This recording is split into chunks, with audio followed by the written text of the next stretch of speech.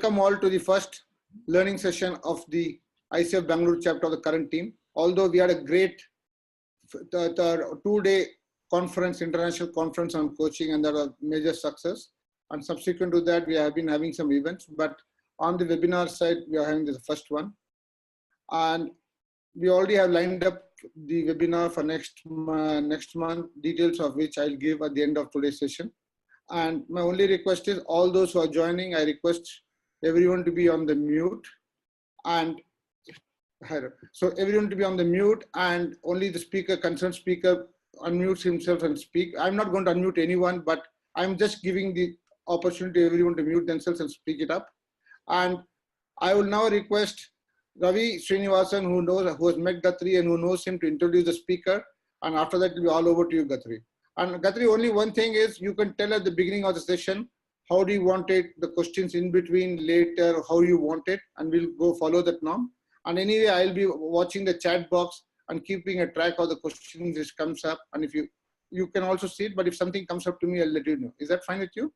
That's fine. I'm happy to take questions during my presentation. I don't mind being interrupted. I like having the conversation.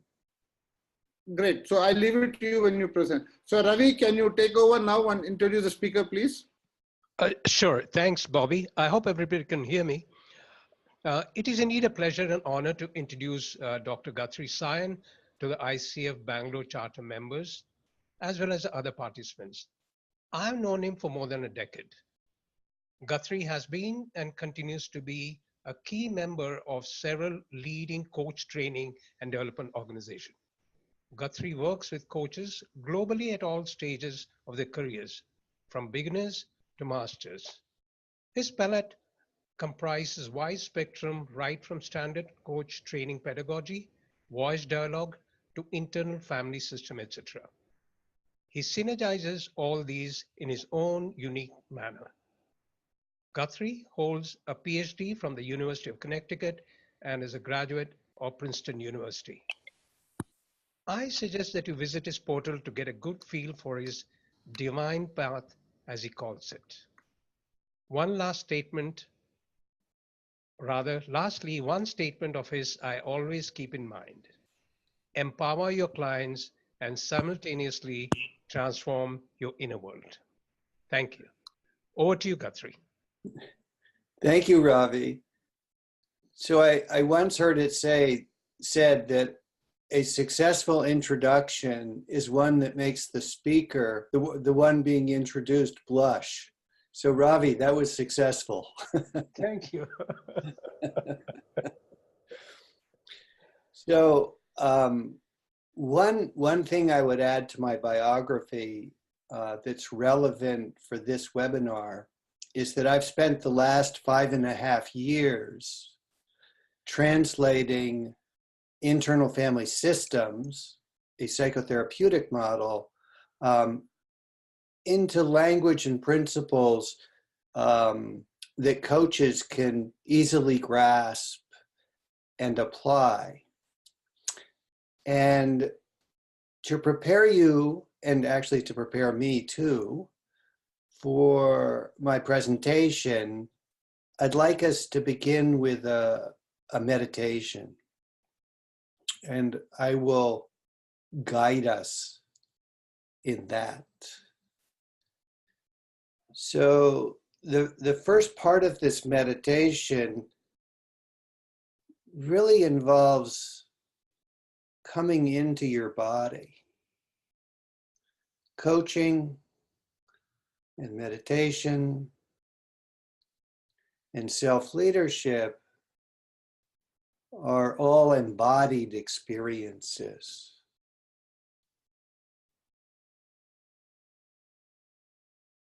So arrange your body, find a seat that allows you to be upright and alert.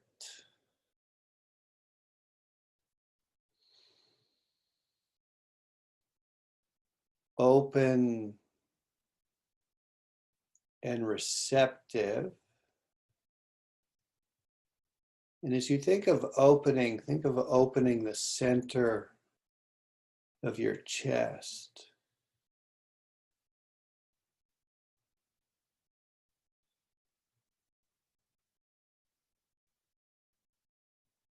And being relaxed and at ease. So let muscles that might be doing any extra work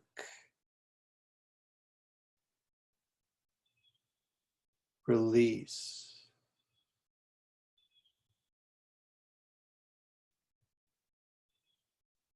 And feel yourself now coming fully into your body. Feel the volume of your body and its weight. Feel the weight coming down into your seat.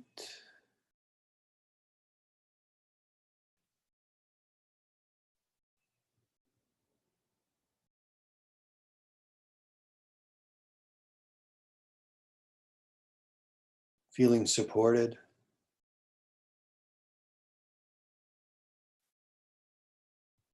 And grounded.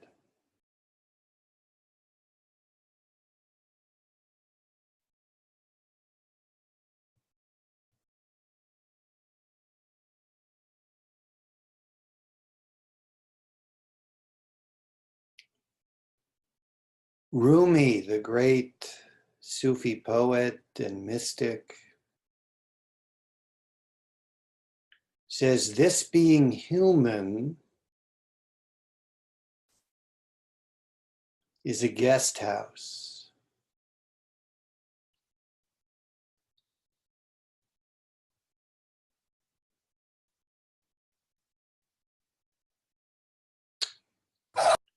And so we are innkeepers. And our job is to offer hospitality to all our parts. And our parts, our subpersonalities, show up as thoughts,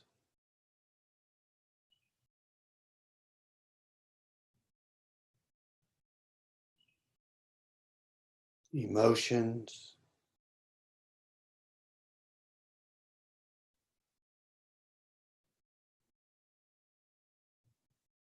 and body sensations. And so the radical experiment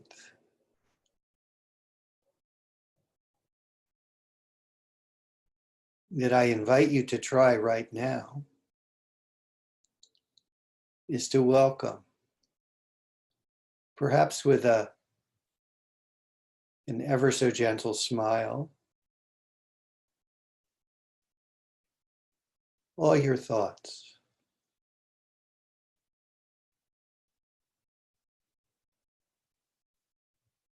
All your emotions.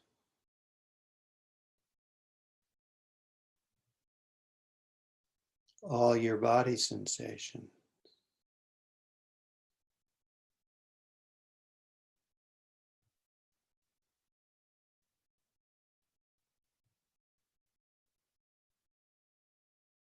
These are all parts of you.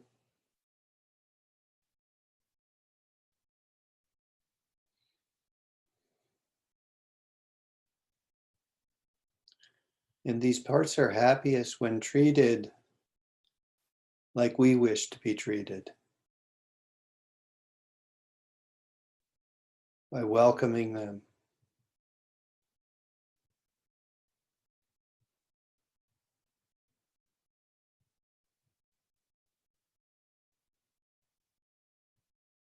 Among them, says Rumi, may be a meanness, a jealousy, a host of sorrows.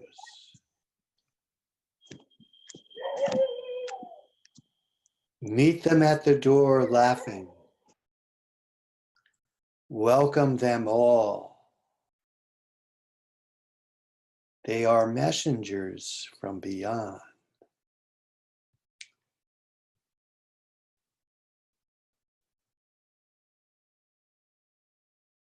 So imagine that you are a guest house with hundreds of rooms.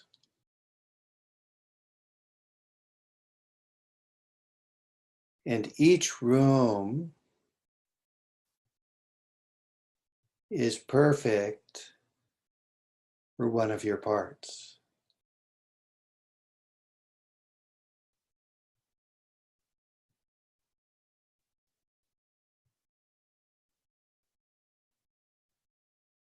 So let all your parts know that for this moment, they are welcome. They will be fully accepted. They will be nourished. They will be offered connection.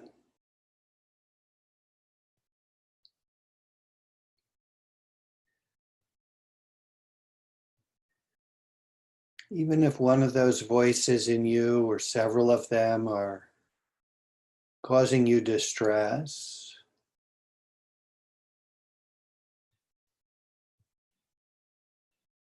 see if you can separate enough to let them know that you're here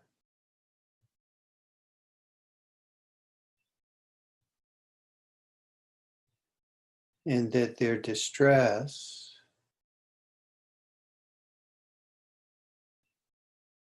makes sense, even if you don't understand it yet. That you know on faith that their distress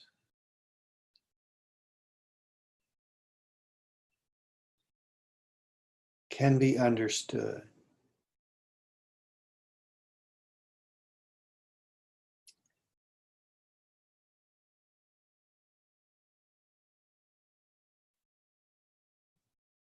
And now, if it feels right to you, ask all your parts if they would try softening back. If they would take the next 30 to 60 seconds to relax and open space.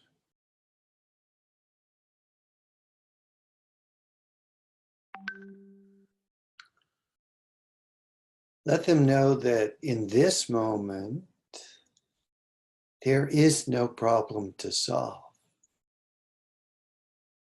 There is nothing to do.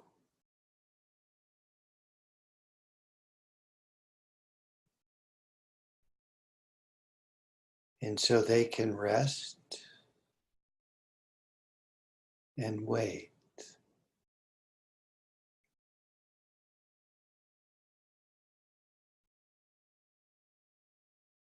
And if your parts are willing to try this experiment and they do relax back, separate from that seat of awareness that we call self with a capital S, you might get a taste of self. You might get a taste of some of the calm, clarity,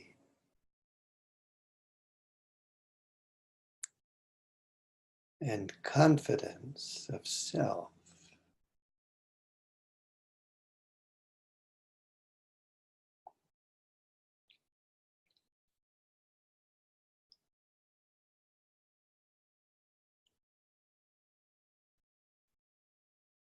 So whether your parts were able to relax back or not, thank them. They all have noble intentions, even if we don't yet understand them.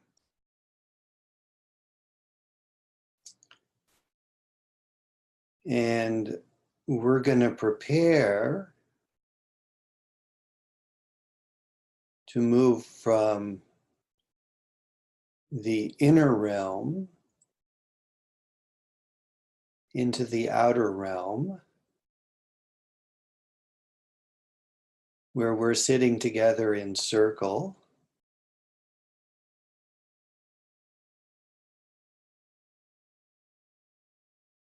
To connect and learn.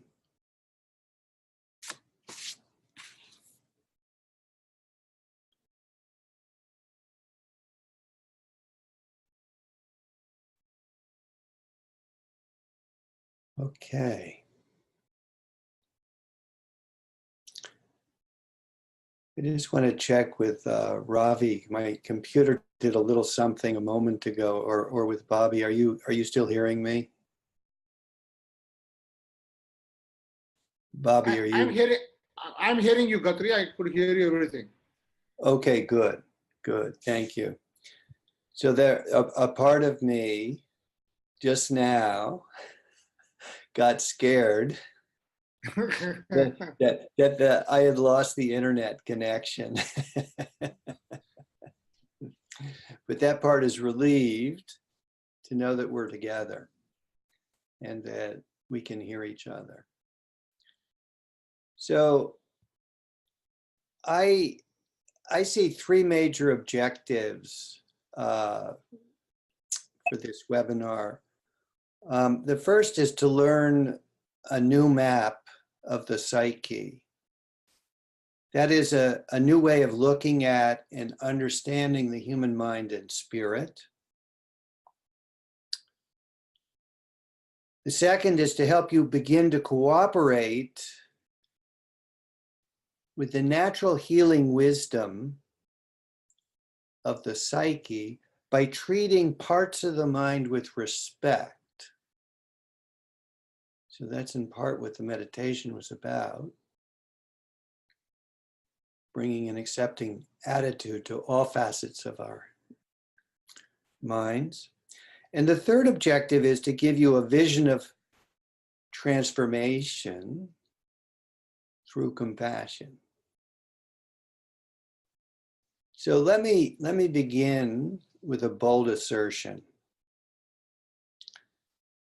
Here it is. The goal of all coaching, the goal of every coaching session is to help clients access and live from self with a capital S. This is called self-leadership, which is our subject. And to help clients access and live from self means that you and I as coaches need to access and coach from self. So let me say a few more things about self so you get an idea of what I'm talking about.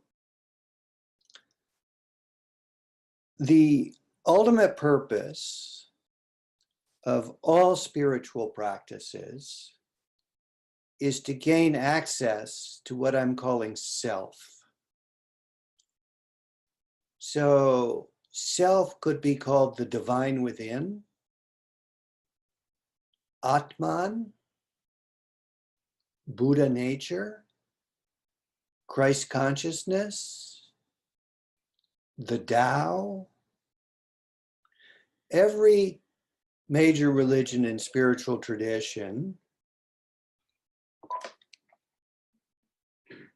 recognizes self, what I'm calling self. It is our true nature. And our true nature is awake, calm, creative, loving, wise, and good. It's a lot, isn't it?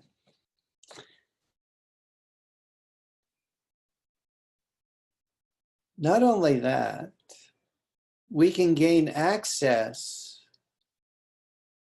to self more easily than supposed. So all we need is a homeopathic dose of self, or what is commonly called a critical mass of self. We need just enough self so that in a coaching session, we can begin to be with our clients from a place of curiosity rather than judgment,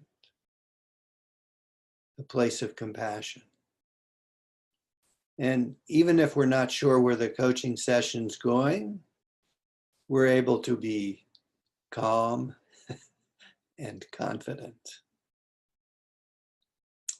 So I'm going to say more about self shortly, but I want to introduce some other key ideas.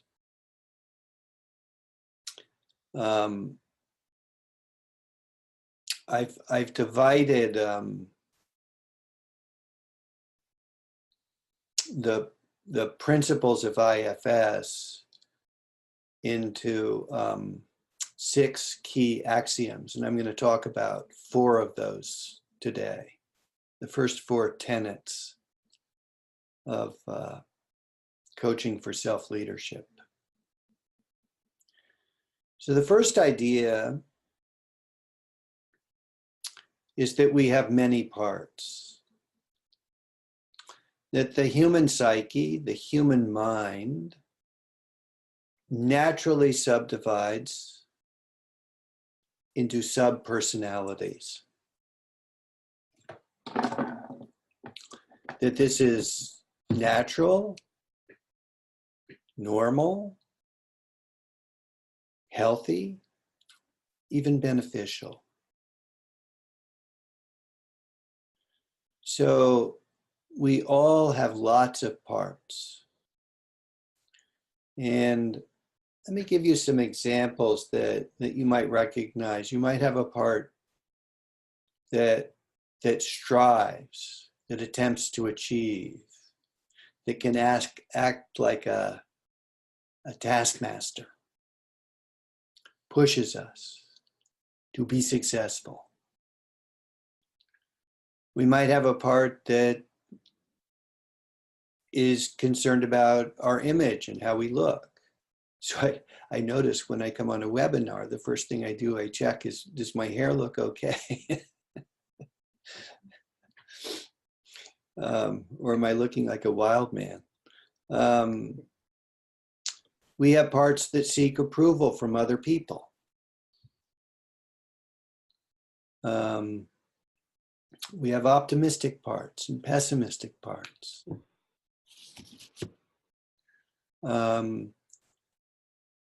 Often in the coaching profession, we have prominent parts that want to take care of other people. We also have parts that distract us. One place you can notice your parts is when you have a difficult decision to make. And one part may want you to do A, another part may want you to do B, and a third part doesn't even want to think about it. So what passes for thinking is often our parts, our sub-personalities in conversation in our heads.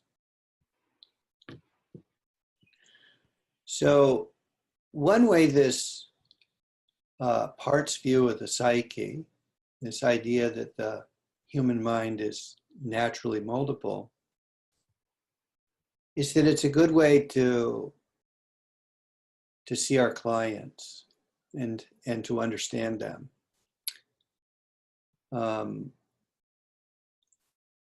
it's the client's managers. These are protectors that are concerned with our functioning in the world, that want us to improve, to learn, to be better, to get ahead. They get us to do our homework in school. They help us to complete projects at work. These are the parts that hire coaches. And often these same people have parts that, distract them from their goals. I can imagine that you might have set aside time on a weekend to accomplish certain things. And you ended up binge watching Netflix.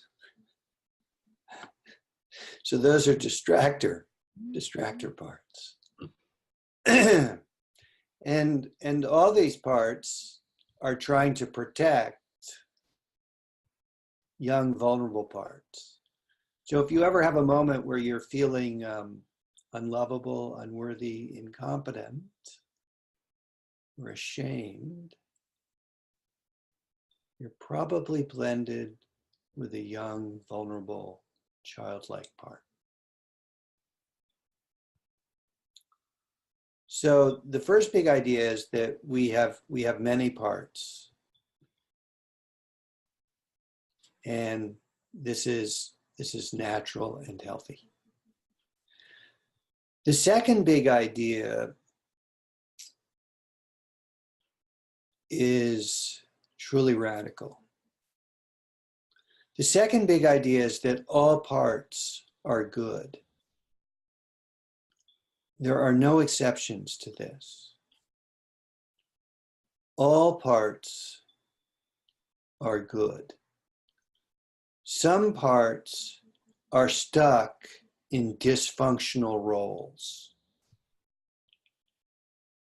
So maybe you have a part that judges you, evaluates you, criticizes you, can be even merciless in doing that. If we got to know that part respectfully, if we treated that part with dignity, if we sought to understand that part with curiosity and compassion, and to see the world through that part's eyes, we would begin to understand it. And as that part began to feel understood, it would begin to relax a little. It would de-escalate. Because these parts actually want to help. They are trying to help, and they have adopted dysfunctional strategies, often when we were children, under extreme circumstances. And they were doing the best they could then, and they haven't learned a new way of doing things since then. So this is true even for parts that may be addicted to substances like alcohol or drugs, or addicted to the internet or pornography. If we got to understand these parts, we would see that they actually had positive intentions, and that if liberated from their roles, they would be powerful allies in your system. And so we welcome all parts. We welcome all parts. So the first big idea is we have many parts. And the second big idea is that all parts are good. All are trying to be helpful, even if using dysfunctional strategies. The third big idea is that we are self. So self is the ground of our being. It's the seat of our consciousness. It's that which can see and hold all the parts. regardless of those parts' behaviors or feelings. Whether their behaviors are dysfunctional and their feelings are pain, fear, and shame. Self can hold them. Self can see them for what they really are. In other words, self can see clearly. Self can see what our parts really are and understand them from their perspective.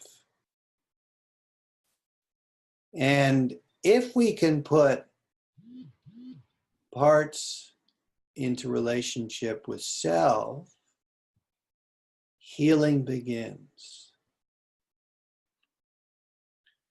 So this is a method of working with parts that can bring healing to the inner system. So if you go up to the wall, get the...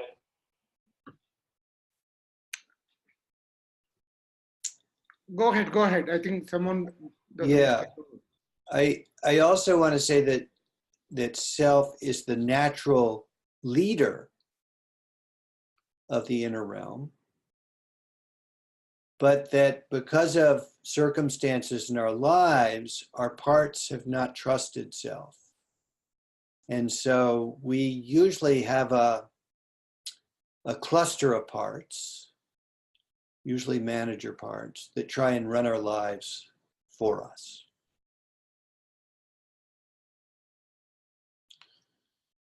Self is characterized by 8 words that begin with the letter C. And I've been gradually introducing these words to you, starting with the meditation. So self is naturally calm. Self has clarity. Self is confident. Self is curious and compassionate, probably the 2 most important qualities for us coaches. Self is curious and compassionate. Self is also courageous, willing to lead with the heart, willing to stay present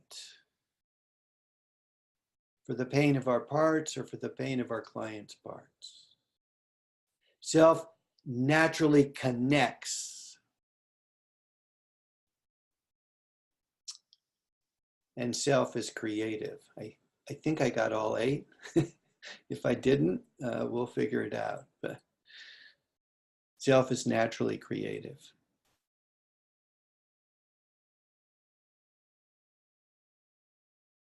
So our inner world comprises parts and self is not a part. It's our divine core, it's our essence.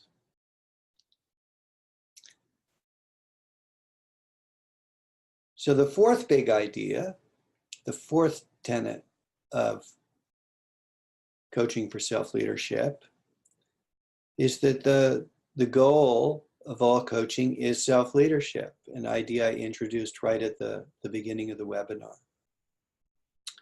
So no matter what pathway or strategy that you might use to help your clients, no matter what skills you use, the ultimate objective is to help the client into a self-led life. Because when a client has access to self-energy, it knows how to creatively maneuver among the circumstances of their life.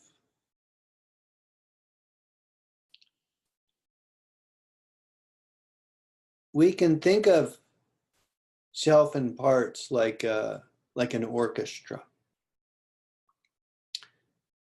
The natural leader of an orchestra is the conductor.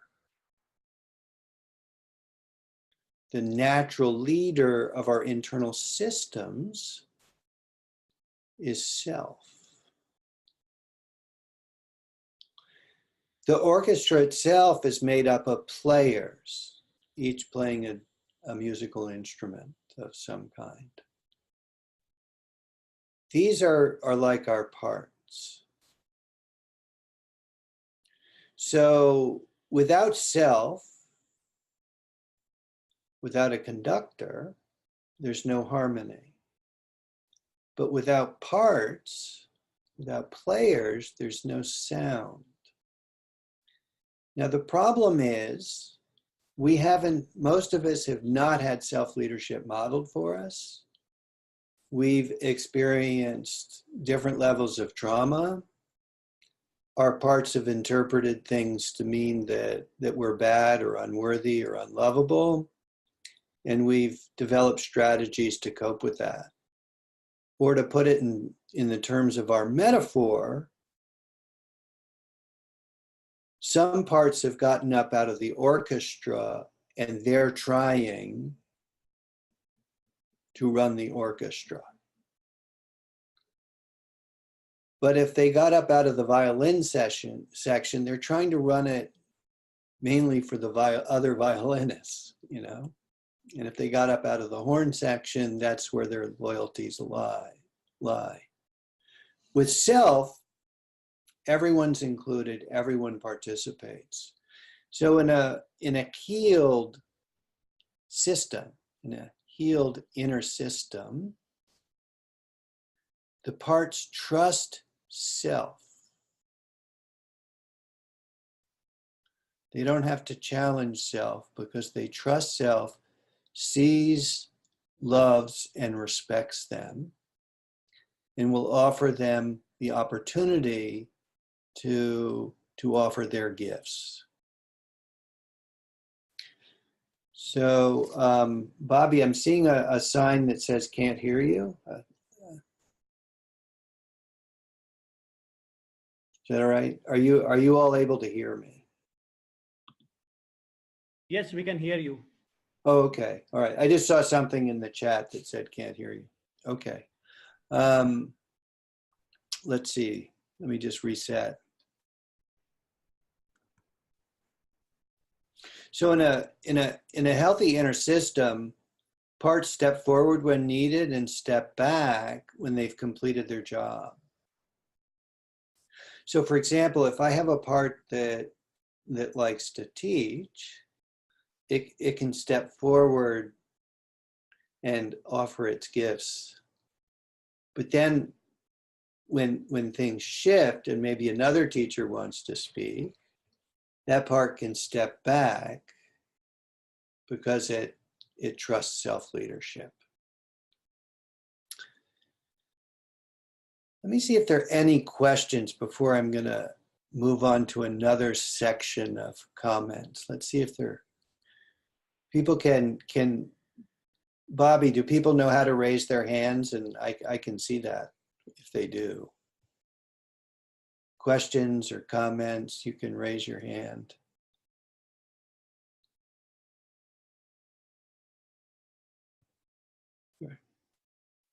I'm not seeing any questions. Okay. I have a slight clarification that I'm trying to look at. First of all, let me thank you for what I've been hearing till now. I think it's amazing. And it's more than just insightful. So, it's really, I'm really feeling transformed in a very different way. But my question is, there are so many different parts. And at least in my own self, these parts are trying to talk or trying to make themselves heard almost at the same time. And for me, when that's happening as an orchestra, it's not music. It's more what should I say, sound and something which is not harmonious to me. So how do I learn, or what do I need to do to try and listen in a way that I listen to each part at a pace which is good for me. Mm. So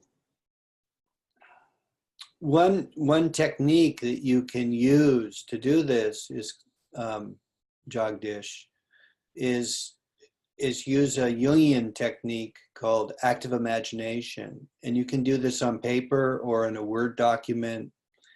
And you could put J for you and say, I'd like to talk to some of my parts. I will give you all a chance. Who needs to go first? And you can make an agreement if several want to go first, that you'll go 5 or 10 minutes with one part and then you'll shift to another part. I do that with clients. I say it seems like we're hearing from 4 or 5 different parts. I name them. I say who needs to go first. If 2 need to go at once, I say, how about if which would one allow the other to go first if we only give the first one 5 minutes and promise to come to the second one immediately? I usually get agreement, and I have to keep that agreement of not going over the 5 minutes. If you make a pledge to a part, you want to keep it. Another way of working with parts that, with multiple parts that want to check in is to have what I call a roundtable process, in which you invite them all to sit at a round table or to sit in a circle of chairs in your mind's eye. And you say, we'll just go around the circle and we'll hear from everybody. Does that answer your question? Thank you. It's amazing and it's so simple. Yeah. For years we've been conducting meetings, and it's simply that. Just conduct it in a way that you give each one a chance to speak.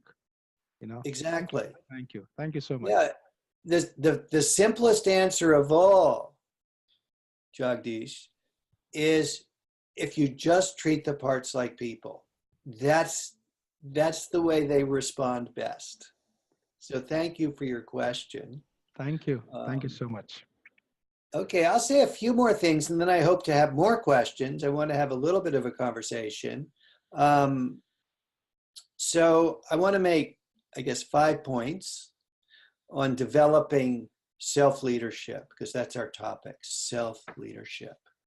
So the first idea is you can easily begin to notice, identify, and get to know your parts. If you find yourself snapping at your partner or a child, you're blended with a part, because that's not how self behaves. So you can easily begin to notice, identify, and get to know your parts. They show up as thoughts, emotions, and body sensations. And as I was just illustrating with Jagdish, you can interact with them. You can either do it on paper in a Word document, or you can just do it in your mind's ear. So the first thing to do is just begin to notice these voices and see if you can begin to separate them. Second is that identifying and welcoming parts. So you have to have a little separation from them to do that. So that's a way of accessing self-energy. So by identifying and welcoming parts, you improve self-acceptance. And so the more parts that you can identify, the more self-acceptance you can have. And this is especially true of those vulnerable parts that sometimes feel hurt or unlovable or ashamed. Those are moments, if you can just be quiet and be with them, not push them away, and just hold space for those parts of you, that are suffering. Third idea is that as you bring compassion to the internal world, and that's my major message, bringing compassion to the inner and ultimately to the outer world. As you bring compassion to the internal world, to your parts, so you begin to bring compassion to the external world. You begin to see your clients and other people as being dominated by parts. So as you bring more compassion to your inner world, you become an agent of healing both within and without. Fourth idea on developing self-leadership. One practical way to bring self-leadership to both inner and outer realms is to speak for your parts, to speak on behalf of your parts rather than from or as a part. So this is an important idea, and I'll illustrate it for you. So let's say something happens and a part of me gets triggered, gets angry. I can say to the person who triggered me, I can say, you know what? When you said X and Y, a part of me got triggered, and that part felt anger.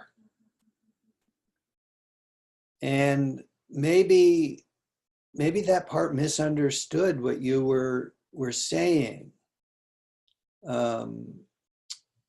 Could you tell me again what you wanted to tell me? So that's a self-led way of telling someone that what they said triggered anger in me. It's not blaming them. It's taking responsibility for the reaction of my own part.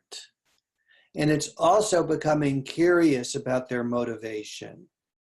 And I'm guessing from that, even that small role play, you can see how that would help the other person to maybe de-escalate from where they were if they were in a kind of triggered position themselves. So I spoke on behalf of my parts. And when I speak on behalf of my parts, when I stand up for them, so I don't let it pass, I don't pretend I wasn't triggered. I stand up for my parts. They trust my leadership, that I can stand up for them and be a good mediator for them. The other way I could do that would be to simply blend with the angry part and yell at the other person in an angry way and say, what do you mean? You're a fool. You completely misunderstood everything. I don't know what you're talking about. Get out of here. You know, that's probably an exaggeration, but that's blending with the part rather than speaking for it.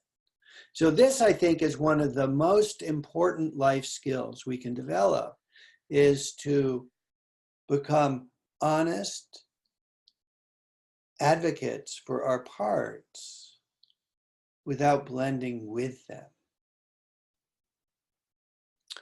And then the final point that I'd like to make regarding developing self-leadership is,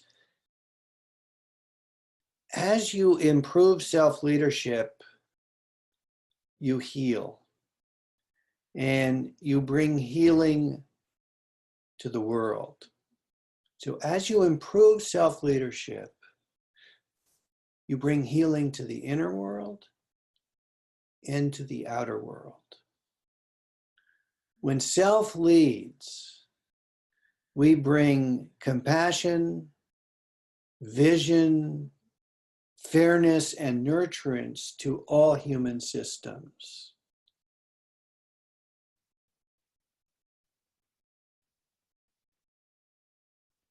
all human systems have what they need to flourish, from the individual to the family to society.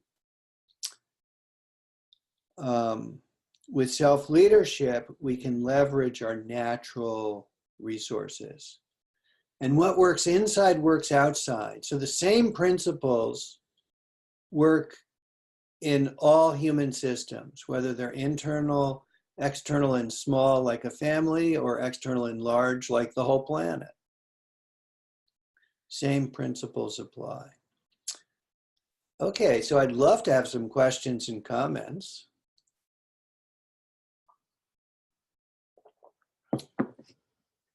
Thanks, Guthrie. This is Nitin here. Nitin, yes. It's a very interesting, how do I say that, metaphor to bring in different parts. Two questions now. One is, when there is a part of you which is ashamed, Yes. how do you bring compassion towards that? You know, for example, somebody who's smoking, and part of him doesn't like smoking. Yeah. But then there is a part who doesn't quit either. Yeah. Yeah. So how do you bring equality and compassion to both? That's first part of my question. Yes. And I would let you answer that, then I'll ask second. Okay, great. So there's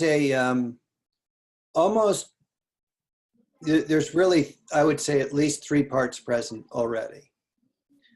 So there's the part that wants to stop smoking. I would call that the manager. It's one of the protectors. And then there's the part that uses smoking as a way of soothing the inner world. I would call that a distractor, soother, also known as a firefighter. And then there's the part that feels awful. So let's say the manager says, you need to stop smoking, and tries to enforce that. But the part that wants to smoke keeps smoking. And so the manager says, you're weak and bad, and smoking's bad for your health. That just makes the exile, the child part, the one that carries the shame, feel even worse, which triggers the smoker, which triggers the one that wants to stop the smoking, which then triggers the one that feels ashamed, and you've got a vicious cycle. So of these 3 parts, which is the bad one? So that's just a trick question. We go back to tenet number 2. All parts are good. So there is no bad part. So probably what we would need to do if we were working with that client, Nitin, is we would need to get permission from the one who wants to stop smoking to have an extended conversation with the one that uses smoking as a strategy for soothing. And we would get to know that smoker and understand the world from its perspective. In other words, we would unblend it from self, and we would befriend it and understand it from its perspective. And we would get permission from that one to talk to probably the child part that it's protecting. But perhaps before we go to the child part, we would check in with the one that wants to stop smoking and see if it's okay if we go to that child part. With permission from the 2 protectors, we would go to the child part that's hurting, the one that carries the shame. And we would witness it. We would hear its story from its perspective. In other words, self, the healing agent, would receive the story and love the child that tells the story. And when the child feels fully understood, and this is very cool thing.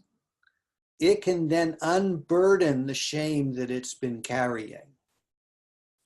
It can be a ritual unburdening in which it gives up the shame to earth, water, fire, wind, or the light, something like that. And once that child is healed, we go back to the protectors. Now it is more likely that the smoker might be able to find another way of serving the system rather than soothing it with nicotine. Is that a clear answer, Nitin?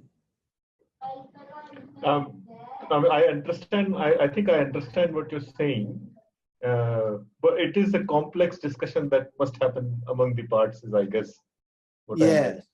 So the key point is all parts need to be treated with respect, including the part that uses smoking. Okay. Thank you. Yeah.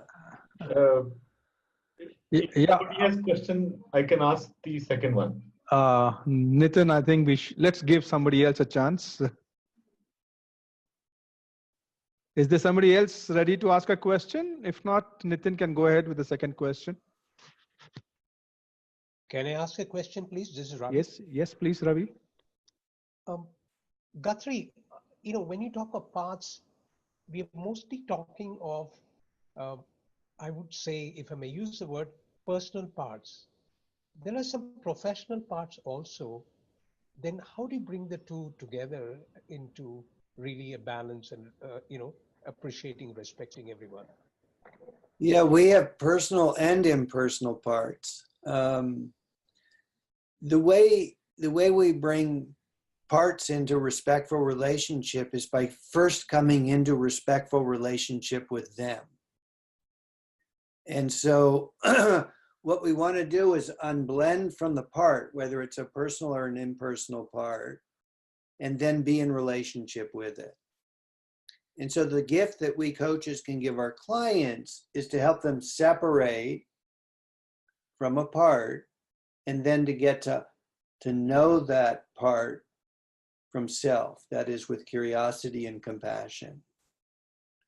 Does that answer it for you, Ravi? Yes, thank you. I think it's a very good step to move forward. Let me try it out. And see. Yes. Thank you. So I have a question. This is MG. Guthrie, is it okay to ask you now, or? Yes, go ahead, MG. Okay. Now, the part which is difficult to, which we call good and bad, and you said all of them are good anyway. When we treat a good part and the bad part exactly the same way, the traditional good part, is it not likely to feel, wait a minute, I have been a good part all along, and how the hell has kept this person equate me the same way with the other part? Deep inside my mind, I know what's a good part. Although I may like to treat them equal, I have classified them as good and bad. I can't bluff myself. So actually, MG, it's a part of you that has classified them as good and bad. Self is able to see, love, and hold all parts, regardless of how your parts or other people's parts may regard your parts. Even if they classify them as good and bad, self sees them as parts who are doing the best they can, and in their healed state will be at service. So if we see parts as good or bad, we're actually blended with a part that is evaluating other parts. I think this is, we're at time, and with your permission, I just want to tell you that, and maybe I can send an email later, but I'm going to lead a 5-part teleseminar, five-part, I think it's a Zoom webinar actually, on coaching for self-leadership. And it's being sponsored by the ICF chapter of Maryland, which is one of the states in the US. And it will be on alternate Tuesdays beginning in late March. And it will begin at 8:30 p.m. IST, India Standard Time. So I just wanted to, maybe I can send an email to all of you about that. So thank you. So any questions, anyone? Or how is it? So there's a question from Pandu in the chat. He's asking, thoughts, emotions, feelings, desires are all play of mind. Mind precedes matter. Then how we separate part? How is the what? Mind precedes matter. Then how we separate parts? We can, that is the, that's the primary skill. And what we do is we ask the parts to unblend. We ask them to step back. So let's say there's a part of me that feels pressed for time. I can begin to notice and welcome that part. And just by doing that, I begin to get a little separation. And I can say to that part, what's your concern? And then I can receive the part's concern. So I have an internal conversation. Okay. Hello. Thanks. Hi, this is Yatin here. Can I ask a question? Sure. My understanding was that we were going for an hour, and I can go a few more minutes, but I have a client calling in 8 minutes. But I can go another 5 minutes. So what is your question? Okay, I have a small follow-through on the question which Nitin asked. I think it was a good question, and I think what you said makes great sense. I think it was enlightening to understand from that perspective. My question is, and please allow me if I'm using some conventional layman kind of a terminology. What I hear makes perfect sense to me, but that's cognitive level. In a sense, if I use the word head and heart, my head buys in exactly what you said, those three components, and then how to handle. Now, I find the transformation is complete only when the things percolates deeper from head to heart. Wait, could you repeat the last part? You find the transformation is complete. Complete when what I understand, my head understands, percolates deep into my heart. So, do I understand that I complete the transition through deeper self-reflection, through meditation, or how do I connect those two things so that it becomes reality for me? So for the Sufis, the heart, what they call the heart is what we're calling self. And meditation is a way of experiencing self-energy. And that's why I began with a meditation to give everybody a little bit of a taste. And yes, integration happens when we can accept in our hearts, if I'm understanding correctly, when we can accept in our heart all our parts. As we bring our parts into our hearts, we heal. That's a good way to put it. Thank you. You're welcome. So thank you, Guthrie. Bobby here. Can you hear me? I can hear you, Bobby. Yes. Thanks for a great seminar, and I think the sort of questions asked also reflect that deeper learning and churn is happening within each one of us. And some of us have not asked questions because it's still shocking to us as to what is going through, what is the real thing which is going on. But I think overall from the comments I got from everyone that it has been a great seminar. And it's really great that you said that the ICF chapter of Maryland will be conducting the 5-part seminar on the self-leadership, coaching through self-leadership. So once we get the mail, I'll share it with my members and they'll have an opportunity to get through that. So on behalf of ICF Bengaluru, I really want to thank you for a great session. And this was one of its kind, and really want to thank you for the time and appreciate your efforts. Thank you very much. You're welcome, Bobby. I love connecting with my brothers and sisters in India. I always enjoy it. Thank you. So we look forward to seeing you in India sometime. Yes, I look forward to seeing all of you. Thank you. For the benefit of other members, if you want, since you have a client call, you can log off if you want, because I have to give some more information to the others. So otherwise, you can be on the call. I want to respect your time, and you have a client call coming in. That's why I'm saying this. Okay, members, the only thing is next, we are having a call. Next webinar will be on March 20th at the same time around 7:30 p.m. And it will be on coaching cultures, and it will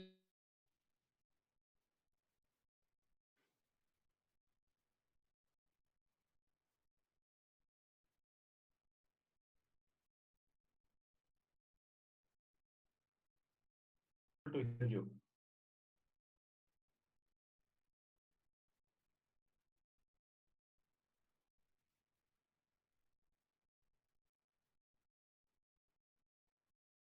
we'll be talking about a tool. Sorry, I think something went off. Reconnected. We'll be talking about a tool on how you can assess the present culture in organization with respect to coaching, and how you can help grow a culture of coaching within your client organizations. And the speaker will be Tim Hawkins from UK. And those who are registered, we basically follow ICF Code of Ethics. So those who are registered, and about 32 participants are there.